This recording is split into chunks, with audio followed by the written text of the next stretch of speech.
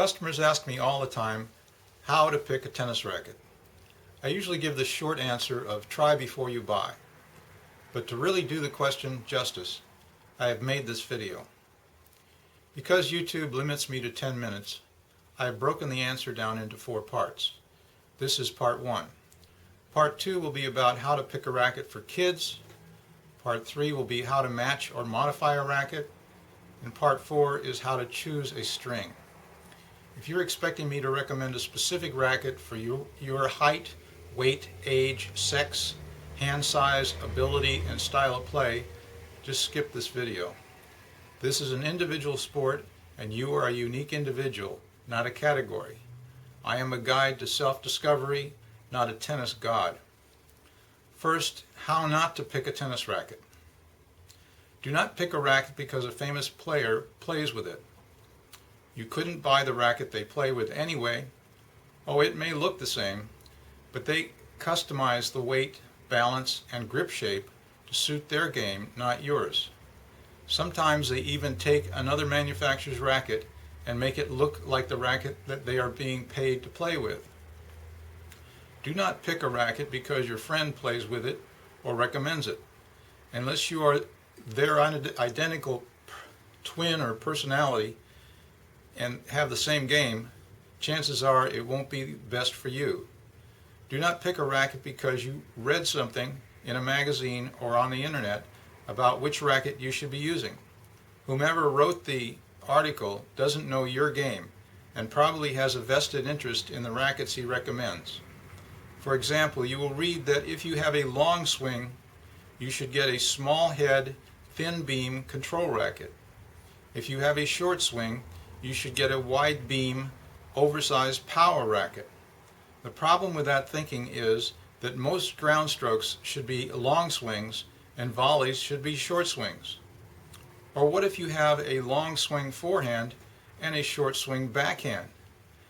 Are you supposed to play with 2 rackets and switch between points? Don't take the advice of your teaching pro or hotshot player. This may sound counterintuitive, but my experience after 41 years of selling tennis rackets has taught me that tournament level players usually recommend a racket they use. They may even be obligated to recommend a certain brand because of a promotional agreement.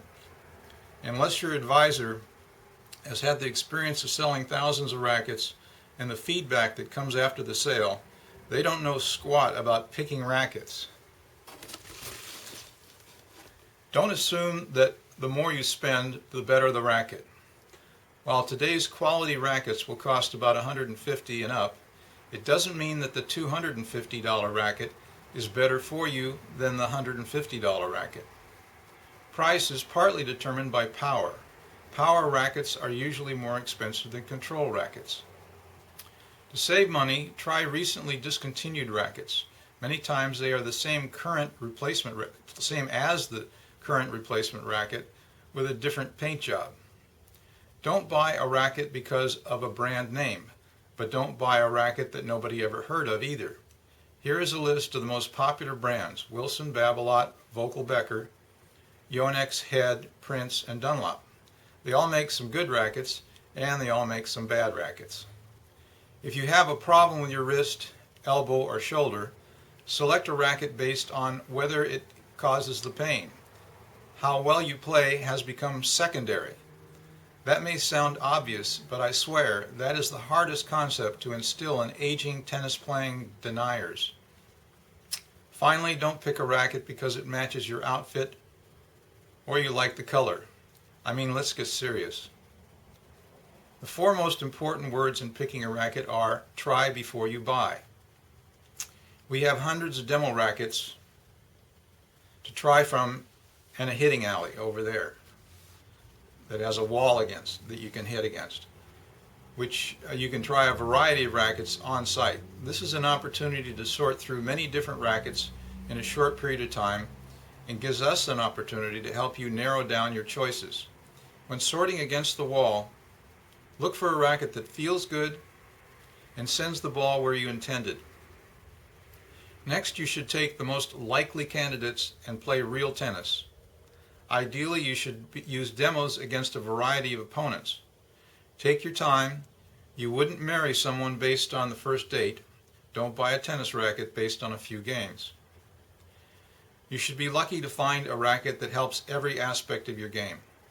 If you can just find one that improves the scores against your usual opponents, that should be all you hope for. All other things being equal, if your strengths and your second serve are enhanced, it's a keeper. Usually younger players like smaller heads and thinner beams. These rackets are considered control rackets and usually heavier than 10 ounces, but balance lighter in the head. Conversely, older, weaker players, like myself, like larger heads and thicker beams to get more power with less effort. They're usually under 10 ounces and heavier in the head. If you expect to improve dramatically, you should lean toward control rackets, as control breeds confident swings. But too much of a control racket too early in your development can be discouraging and/or cause arm problems that may force you to quit. Some rackets are harder on the wrist, elbow, and shoulder. While heavier rackets absorb shock better, they are more likely to cause arm fatigue and injury from sudden, awkward movements. We find that mostly Yonex and Vocal rackets are easier on the arm, and Babolat, Prince's, and Wilson's can be harder on the arms. String elasticity, gauge, tension play a big part in the playability and comfort of a racket. I will cover string choices in Part 4. Light-headed rackets allow for more spin and are easier on the arm, usually preferred by serve and volley players. Heavy-headed rackets produce more power and are harder on the arm and are preferred for ground strokers. Racket length can be a variable. Junior rackets are under 27 inches. I'll discuss that in Part 2. Adults have a choice of lengths also. The standard is 27 inches, but anything up to 29 inches is legal. The longer the racket, the more power, reach, and stress on the arm. Shorter gives better control and less stress. To get the same swing weight in a 28-inch racket, the head would have to be 1 ounce lighter than a 27-inch racket. The 29-inch racket would have to be 2 ounces lighter in the head. Choosing the grip size comes last after you've chosen the racket model. Most demos will come in 4 3/8 grip. You can choose grips anywhere in 1/8 increments from 4 inches on up to 4 5/8 in circumference.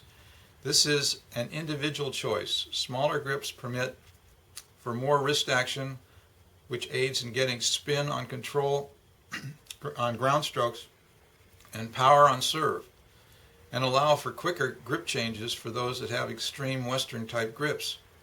Larger grips promote torsional stability and thus are easier in the arm. Most players will add an overgrip to an existing cushion grip. This adds 1/16 to the size of the grip. If you like rules, here are 2 rules for choosing the grip size. I measure the distance from the top of your ring finger to the horizontal crease in your palm, like this. That's the horizontal. And the other rule is that if you grab a racket and you can slide your index finger in here, that's good. Like that would not be good, that'd be too big, and that would not be good, that would be too small.